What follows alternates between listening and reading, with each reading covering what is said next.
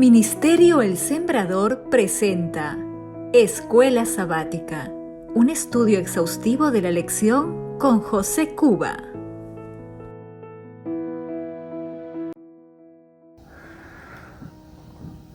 Hola amigos y hermanos, bienvenidos al estudio de la lección de Escuela Sabática. Este espacio es promovido por el Ministerio Adventista El Sembrador. En esta nueva semana tenemos un nuevo tema para estudiar, la lección número 9, que lleva por título Reconciliación y Esperanza.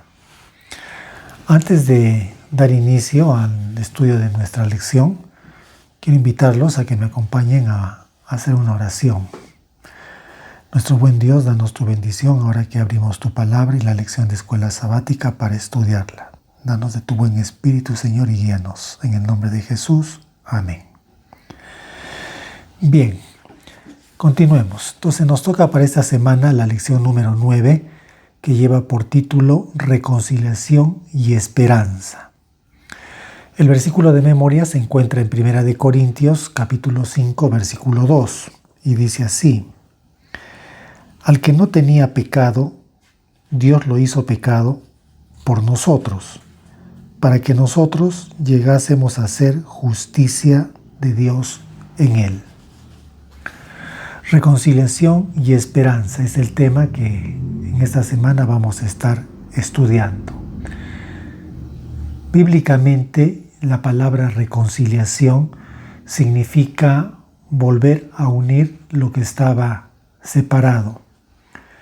En el plano espiritual, esto implica lo siguiente: restaurar la relación que había sido rota por el pecado. Significa también volver al favor y a la comunión con Dios, y al mismo tiempo eliminar esa enemistad moral y espiritual que hay entre el hombre y Dios. Recordemos que Dios es un Dios fiel. Dios nunca le ha fallado al ser humano. Somos los seres humanos quienes nos hemos alejado de Dios, quienes hemos decidido pecar contra nuestro Creador. Y esto hace que nosotros tengamos que reconciliarnos con Dios. Nosotros somos los que le hemos fallado al Señor, por lo tanto nosotros debemos reconciliarnos con Dios. Eso lo afirma el apóstol San Pablo en 2 Corintios capítulo 5 versículo 20, cuando dice: reconciliaos con Dios. Somos nosotros quienes hemos roto nuestra comunión con el Señor y nos hemos alejado. Somos nosotros quienes debemos volver y reconciliarnos con el Señor. En Colosenses capítulo 1 versículo 20, la Escritura nos dice así: por medio de él reconciliar consigo todas las cosas, así las que están en la tierra como las que están en los cielos, haciendo la paz mediante la sangre de su cruz. Esta escritura nos recuerda que Jesús, con su muerte en la cruz, obró nuestra salvación. Y dice esta escritura que con su sangre ha obrado, dice, la paz. ¿Qué significa esto? Significa que con su sangre derramada, nuestro Señor Jesús ha fijado el fundamento legal y justo para reconciliar a todos. Ahora, esto no significa tampoco que todos vamos a ser salvos, sino que Jesús con su muerte ha establecido un fundamento firme y seguro para reconciliarnos. Él con su sangre ha logrado la reconciliación. Pero seguido de esto viene la reconciliación personal, es decir, que el ser humano debe oír, creer y recibir el Evangelio para que pueda recibir la justificación y ser reconciliado con Dios. Ahí recién viene la reconciliación de manera efectiva. La lección de esta semana también nos lleva a que consideremos lo siguiente. Nos dice, reconciliaos de las malas obras. ¿A qué se refiere el estudio de esta semana cuando nos dice esto? Para eso vamos a ir a Colosenses, capítulo 1, versículos 21 al 22. Dice así, y a vosotros también, que erais en otro tiempo extraños y enemigos en vuestra mente, haciendo malas obras, ahora os ha reconciliado en su cuerpo de carne por medio de la muerte, para presentaros santos y sin mancha e irreprensibles delante de Él.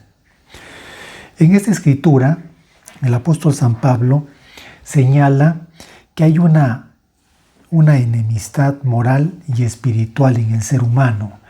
Y esa enemistad comienza en la mente de cada persona. Pablo, cuando habla de esta enemistad, no se refiere a que el hombre odia conscientemente a su creador. No, sino que en el ser humano nace con una naturaleza caída que lo pone en oposición a la santidad de Dios. Esta naturaleza caída la hemos heredado de nuestros primeros padres después de que ellos cayeron en el pecado. Y esta naturaleza caída pues nos pone en oposición a la voluntad de Dios. Por eso que en el ser humano no hay el querer sujetarse a la ley de Dios, ni tampoco puede. Ahora, la muerte de Cristo ha asegurado no solamente nuestra salvación, sino también nuestra justificación, reconciliación y además cambiar esa enemistad por una entrega voluntaria al servicio de Dios. Recordemos que en la cruz de Cristo emana la gracia y el Espíritu Santo nos muestra, nos conduce a esa gracia a través de la palabra, haciendo esa obra que consiste en convencer de pecado, de justicia y de juicio. Cuando el ser humano es convencido de esta obra, llega a entender que separado de Cristo está perdido. Llega a entender que cómo ha podido vivir durante tanto tiempo en oposición y en enemistad con Dios. Si la persona en ese momento acepta esa obra, decide creer y recibir el Evangelio, lo que va a suceder es que es justificado, es reconciliado y esa enemistad moral y espiritual que hay en él cambia. Ahora comienza a amar lo que antes aborrecía y aborrecer lo que antes amaba. Esto funciona y se hace una realidad solamente en aquellos que deciden creer en el Evangelio. Pero hay un punto también importante que el apóstol San Pablo nos presenta, que lo podemos ver en el estudio de esta semana, y nos dice, ¿no? Continúen en la fe. Para eso vamos a leer el versículo 23 del capítulo 1 de Colosenses, que nos dice así: si en verdad permanecéis fundados y firmes en la fe, y sin moveros de la esperanza del Evangelio que habéis oído, el cual se predica en toda la creación que está debajo del cielo, del cual Pablo fui hecho ministro. Ahora, fíjense lo que nos dice acá el apóstol Pablo. Dice que es necesario permanecer fundados en la fe. Después de haber oído, creído y aceptado el Evangelio, somos reconciliados, pero es esencial mantenernos en ese estado de reconciliación. Y para eso, ¿qué es esencial? Mantenernos fundados y firmes en la fe, de tal manera que cuando Cristo aparezca por segunda vez, pueda presentarnos ante el Padre como una iglesia sin mancha, ni arruga, ni cosa semejante, es decir, una iglesia santa. El estudio de esta semana también nos habla del plan eterno de Dios. Para eso vamos a ir a Colosenses capítulo 1, versículos 24 y 25. Dice así: ahora me gozo en lo que padezco por vosotros y cumplo en mi carne lo que falta de las aflicciones de Cristo por su cuerpo, que es la Iglesia, de la cual fui hecho ministro, según la administración de Dios, que me fue dada para con vosotros, para que anuncie cumplidamente la palabra de Dios. Lo que dice acá el apóstol San Pablo parece contradictorio. ¿Cómo puede uno gozarse en el sufrimiento? Del gozo del cual el apóstol Pablo nos está hablando en esta escritura no es un gozo superficial, emocional, sino que es un gozo profundo y espiritual que está dirigido al plan de Dios. El apóstol San Pablo no se está gozando en el dolor, sino que él mira más allá de la aflicción y pone su mirada en el plan eterno de Dios. Él mira cómo los planes de Dios se cumplen en la iglesia a través de él, y eso lo llena de gozo. A él se le ha hecho un administrador, es decir, ha sido puesto para que predique las grandes verdades contenidas en la palabra de Dios a la iglesia.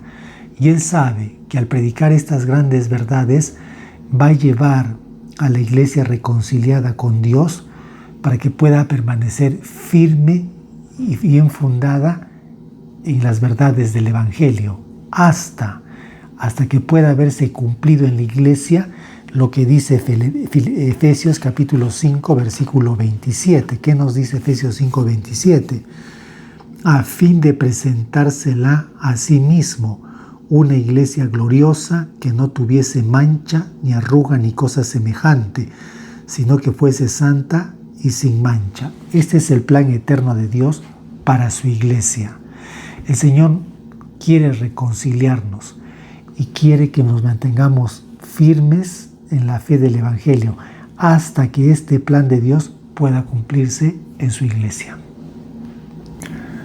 La lección de esta semana también nos lleva a considerar la revelación del misterio escondido. Para eso vamos a ir a Colosenses capítulo 1, versículos 26 al 27, que dice: el misterio que había estado oculto desde los siglos y edades, pero que ahora ha sido manifestado a los santos, a quienes Dios quiso dar a conocer las riquezas de su gloria, de este misterio, entre los gentiles, que es Cristo en vosotros, la esperanza de gloria. Ahora Pablo en esta escritura nos habla del misterio escondido. Nos dice que este misterio escondido había estado en la mente de Dios eternamente. ¿Y qué es este misterio escondido? Es el Evangelio eterno. Es Cristo, la esperanza de gloria. Este plan de salvación fue elaborado desde antes de la fundación del mundo como una previsión en caso de que el hombre cayese en pecado. ¿Y cuándo fue revelado?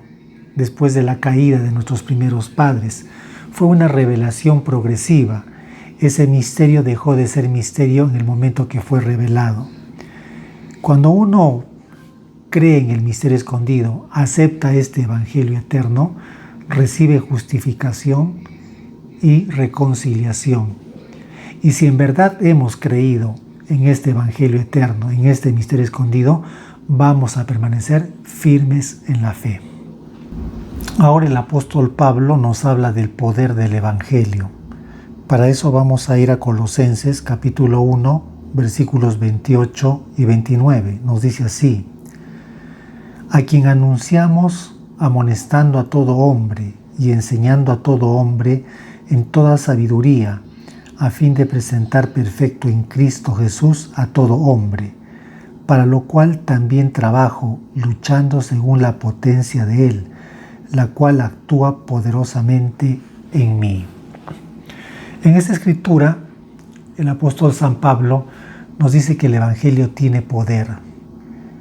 Y Pablo hace uso del poder del Evangelio porque su deseo es comunicarlo a los hombres, a la iglesia, porque sabe que el poder del Evangelio puede hacer a la iglesia, puede hacer a cada creyente perfectos en Cristo Jesús. La lección de esta semana nos plantea una pregunta, ¿no? ¿Qué significa ser perfecto en Cristo? Es necesario entender esto. ¿Qué significa ser perfecto en Cristo? Recordemos que la palabra no utiliza la palabra perfección para enseñar que debe haber impecabilidad absoluta en la vida. Pues recordemos que el creyente está militando. Cada día hay una lucha constante con el mal y en algunas ocasiones vencemos y en algunas veces también caemos. Pero como dice la Escritura, 7 veces cae el justo y 7 veces se levanta. La palabra perfección en la Biblia está orientada hacia otro punto. Debemos entenderla de esa manera. ¿A qué se refiere la Biblia cuando dice que debemos ser perfectos en Cristo Jesús?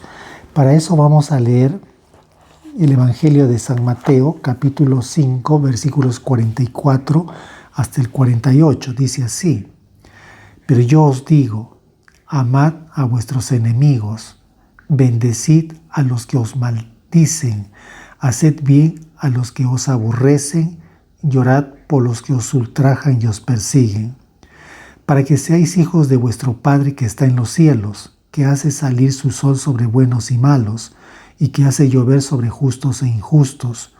Porque si amáis a los que os aman, ¿qué recompensa tendréis? ¿No hacen también lo mismo los publicanos? Y si saludáis a vuestros hermanos solamente, ¿qué hacéis de más? ¿No hacen también así los gentiles? Sed pues vosotros perfectos, como vuestro Padre que está en los cielos es perfecto. Notemos cómo utiliza el Señor Jesús la palabra perfección. Él dice que perfección significa vivir y amar como Él vivió. Acá la Escritura dice, ¿no?, que debemos amar a nuestros enemigos. Eso es perfección según la Biblia. Dice que debemos bendecir a quienes nos maldicen. Debemos, dice, hacer bien a los que nos aborrecen, llorar por los que nos ultrajan y os persiguen. La palabra perfección nos lleva en esa línea. Perfecto es aquel que pone por obra las palabras que están escritas aquí. Ahora, fíjense que después de haber Jesús narrado, haber dicho varias cosas con respecto a lo que es cómo debe vivir un cristiano, finalmente lo dice todo resumido en el versículo 48, cuando dice: Sed pues vosotros perfectos, como vuestro Padre que está en los cielos es perfecto. Acá está diciendo de manera resumida lo que anteriormente lo ha dicho de manera detallada, ¿no? Como ya lo hemos dicho hace un momento atrás, ¿no? Amad a vuestros enemigos, bendecid a los que os maldicen, haced bien a los que os aborrecen, llorad por los que os ultrajan y os persiguen, para que seáis hijos de vuestro Padre que está en los cielos. Eso significa ser perfectos en Cristo Jesús. Bien, ya para ir finalizando con el estudio de esta semana, hay 3 puntos importantes de esta lección que debemos tener presente. Primero, que Dios da el primer paso para reconciliarnos consigo. Para ello, envió a Jesús al mundo a fin de que la humanidad volviera a Él. En respuesta, debemos permanecer fundados y firmes en la fe y no dejarnos mover de la esperanza del Evangelio. 2. En nuestro trabajo por Cristo debemos recordar que no somos más que sus agentes dentro de un plan divino mucho más amplio. Y punto número 3, el poder del Evangelio nos hace madurar para salvación en Cristo. En el día para lo que tiene que ver para estudiar y meditar, tenemos el siguiente comentario. Nos dice así: no tenemos justicia con que cumplir las demandas de la ley de Dios, pero Cristo nos ha preparado una vía de escape. Si te entregas a Él y lo aceptas como tu Salvador, entonces, por pecaminosa que haya sido tu vida, eres considerado justo por consideración a Él. El carácter de Cristo toma el lugar del tuyo y eres aceptado delante de Dios como si jamás hubieses pecado. Más aún, Cristo cambia el corazón. Él habita en tu corazón por medio de la fe. Debes mantener esta conexión con Cristo por medio de la fe y la entrega continua de tu voluntad a Él. Mientras hagas esto, Él obrará en ti el querer y el hacer de acuerdo con su buen propósito. Así pues, no hay nada en nosotros mismos de que jactarnos. No tenemos motivo para enaltecernos. El único motivo de nuestra esperanza está en la justicia de Cristo imputada a nosotros y la producida por su Espíritu, obrando en nosotros por medio de nosotros. Entre las revelaciones que he recibido, se destaca con fuerza la de que muchos se apartarán de nosotros, dando oído a espíritus seductores y a doctrinas de demonios. El Señor desea que toda alma que pretende creer la verdad tenga un conocimiento inteligente de lo que es esa verdad. Bien, como semana tras semana estamos colgando el estudio de la lección de escuela sabática y nos gustaría conocer tus opiniones, que nos des sugerencias. También nos gustaría que puedas compartir nuestras publicaciones y que nos hagas saber tus intereses, qué interés tienes por algún tema en específico. Podemos compartirlo y haznos déjanos tus opiniones, tus comentarios. Te deseo que pases un bonito día. Nos encontramos la próxima semana.